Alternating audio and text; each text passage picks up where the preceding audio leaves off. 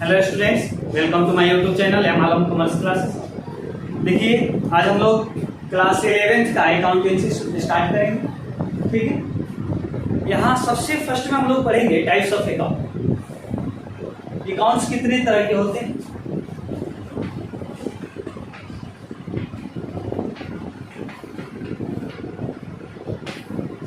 देखिए, accounts two types के होते हैं बाबू। एक होते हैं पर्सनल अकाउंट होता है, दूसरा होता है इम्पर्सनल अकाउंट।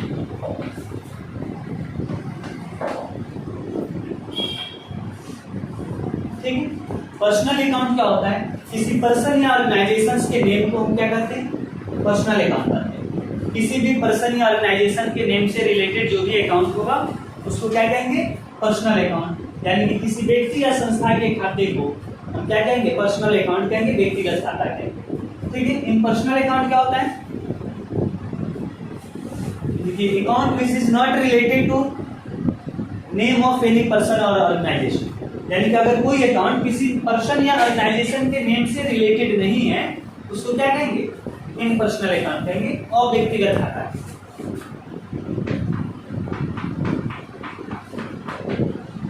देखिए, व्यक्तिगत खाता ये किसी व्यक्ति या संस्था के नाम से संबंधित हो, यानी कि किसी व्यक्ति या संस्था के नाम हो उसको क्या कहेंगे? व्यक्तिगत खाता कहेंगे। और व्यक्तिगत खाता क्या होगा? यानी कि अकाउंट जो किसी व्यक्ति या संस्था के नाम नहीं हो,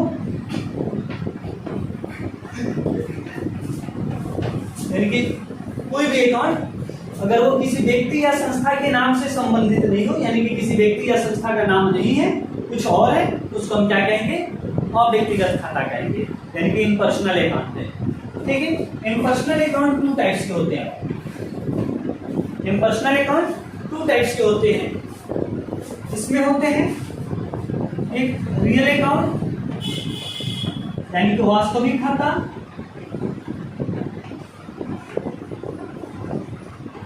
दूसरा होता है नॉमिनल अकाउंट,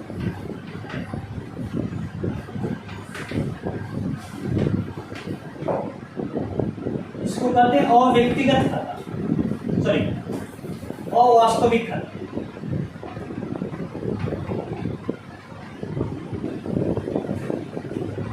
और वास्तविक खाता कहते हैं या फिर इसको नाम मात्र खाता भी कहा जाता है।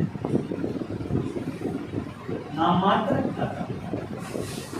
ठीक है, देखिए रियल अकाउंट क्या होता है? रियल अकाउंट किसी एसेट्स और थिंग्स के जो अकाउंट होते हैं, account which is related to assets और things is called real account. यानी कोई भी अकाउंट अगर एसेट्स और थिंग्स से रिलेटेड हो उसको हम रियल अकाउंट कहते हैं। ठीक है, नॉमिनल अकाउंट क्या होता है? अगर कोई भी अकाउंट जो expense, loss, profit and income से रिलेटेड हो उसको क्या कहेंगे? नॉमिनल अकाउंट है। Account which is related to expense, losses, फिर प्रॉफिट एंड इनकम्स। ठीक है, उन सबको क्या कहेंगे? नॉमिनल अकाउंट कहते हैं। ठीक है, अब इसके कुछ हम एग्जांपल्स लिख लें। जैसे पर्सनल अकाउंट में क्या होता है? किसी पर्सन या ऑर्गेनाइजेशन का। इसमें क्या होगा? किसी भी पर्सन का नाम हम अगर ले लें, राम, श्याम, सोहन, मोहन, ये सभी आ जाएगा। कुछ ऑर्गेनाइजेशंस को अगर आप ले, जैसे हॉस्पिटल, स्कूल, कॉलेज, यूनिवर्सिटीज, ठीक है, फिर टेम्पल, कोई ऑफिस हो गया, शॉप, बैंक्स, ठीक है, ये सभी आ जाएंगे। फिर कुछ रिप्रेजेंटेटिव पर्सनल अकाउंट, जैसे जो किसी व्यक्ति या किसी ऑर्गेनाइजेशंस के बदले हम यूज करते हैं, जैसे कैपिटल यानी कि पूंजी। ठीक है, ड्रॉइंग होता है। ये दोनों क्या होता है? व्यापार के ओनर के बदले, व्यापार के जो मालिक होता है उसके बदले हम यूज करते हैं। ठीक है, क्रेडिटर्स होता है। क्रेडिटर्स ये सप्लायर को कहते हैं, महाजन होता है। ठीक है, फिर डेटर्स होता है।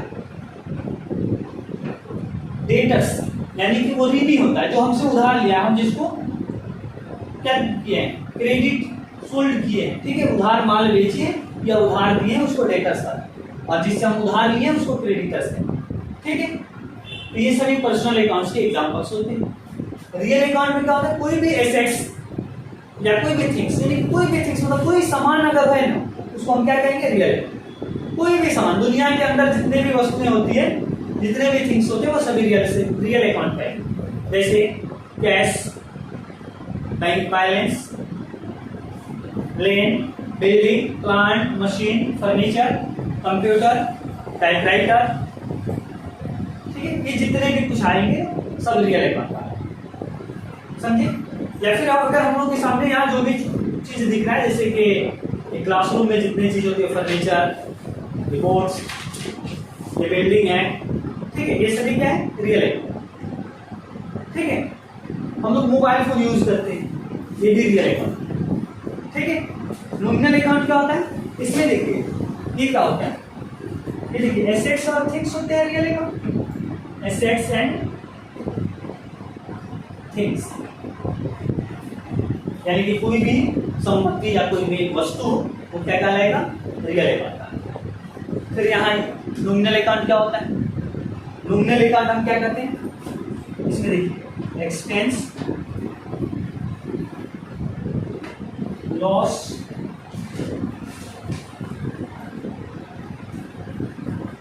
प्रॉफिट, इनकम्स, ये चार वर्ड है, ठीक है। एक्सपेंस, लॉस, प्रॉफिट, इनकम्स, यानी खर्च, हानि, लाभ तथा आय, इन सबसे संबंधित जितने भी अकाउंट्स होते हैं वो सभी रियल अकाउंट है। जैसे rent, commission, donation, subscription, salary, garage, wages, tuition fee, electricity fee, ये सॉरी इलेक्ट्रिसिटी चार्ज कहेंगे उसको, या इलेक्ट्रिसिटी बिल कहेंगे, टेलीफोन बिल, ठीक है, ऑफिस एक्सपेंस, फिर कमीशन आ जाएगा, रिपेयर्स एक्सपेंस आएगा।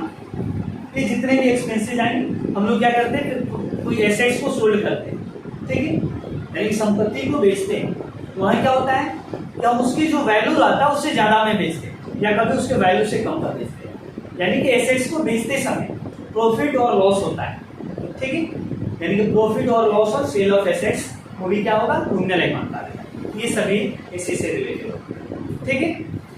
अब इसमें देखिए ये मस्ट इंपोर्टेंट चीज है कि सबसे पहले अगर हम लोग क्या करते हैं कि अकाउंटिंग जब स्टार्ट करेंगे तो जनरल एंट्रीज करेंगे, ठीक है, एक सिस्टमेटिक ढंग से हम क्या करेंगे, जो ट्रांजेक्शन है उसको रिकॉर्ड करेंगे, ठीक है, उससे रिलेटेड जो भी बुक्स होते हैं अलग अलग बुक्स में हम उसको रिकॉर्ड करेंगे, लिखेंगे। तो इसके लिए देखिए हमें ये जानना बिल्कुल जरूरी है कि अकाउंट्स कितने तरह के होते हैं, कौन कौन से होते हैं, ठीक है। तो हम जब ट्रांजेक्शन होगा तो उसमें आइडेंटिफाई करेंगे, पहचानेंगे, ठीक है। जैसे एक ट्रांजेक्शन अगर हमने मान लेते हैं दिया है गुड्स बॉट फॉर कैश,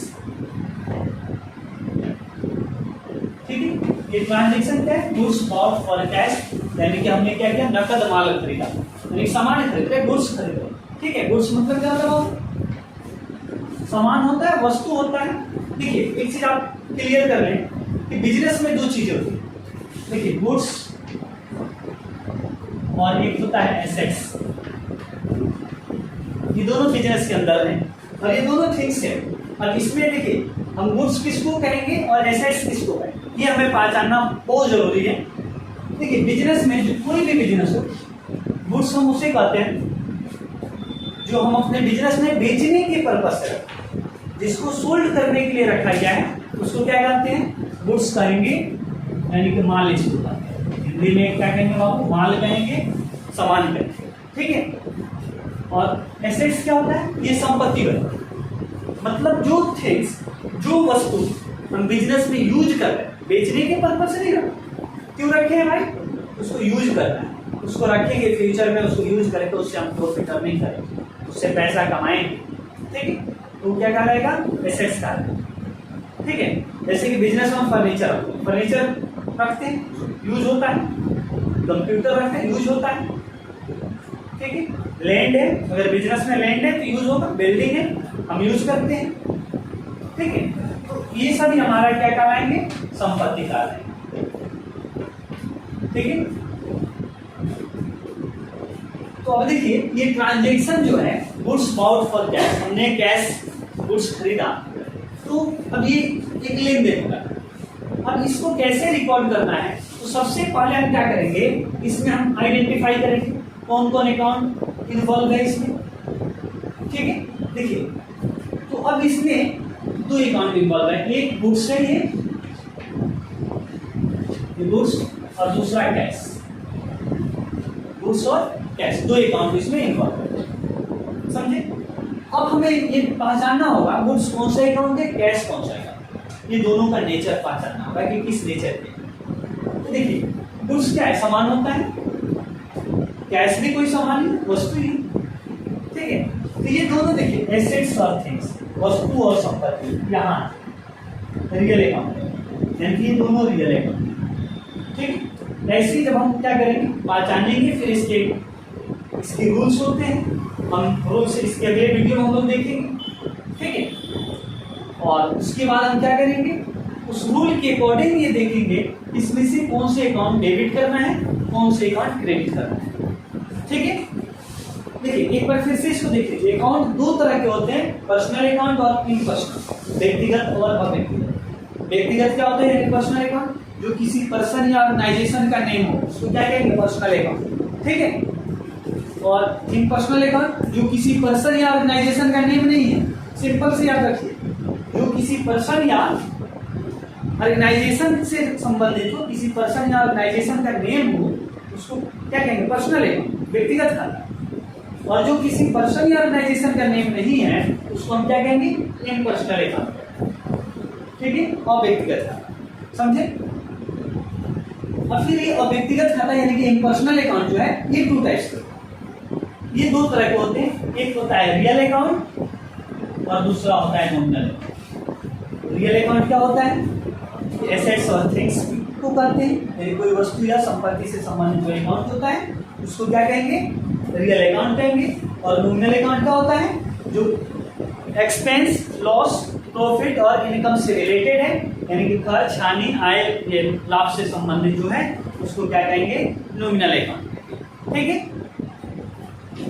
अब ये हमको पहचान में रखना है, जनरल एंट्री बनाने के मोस्ट इंपोर्टेंट है, क्योंकि ये बिना पहचाने हम फिर अकाउंटिंग में कुछ नहीं कर पाएंगे, ठीक है।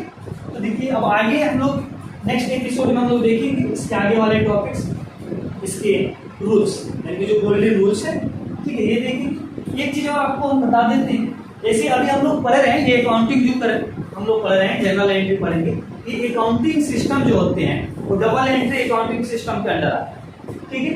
डबल एंट्री अकाउंटिंग सिस्टम की जो स्टार्टिंग हुआ था ये 1494 में स्टार्ट हुआ था, 1494 में, ठीक है बाबू।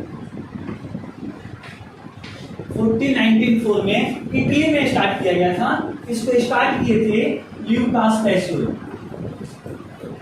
ल्यूकास पैसियोली, ठीक है। ल्यूकास पैसियोली को हम लोग फादर ऑफ अकाउंटिंग भी कहते हैं, फादर ऑफ अकाउंटिंग या father of double entry system भी कहते हैं, ठीक है। डबल एंट्री अकाउंटिंग और डबल एंट्री अकाउंटिंग सिस्टम,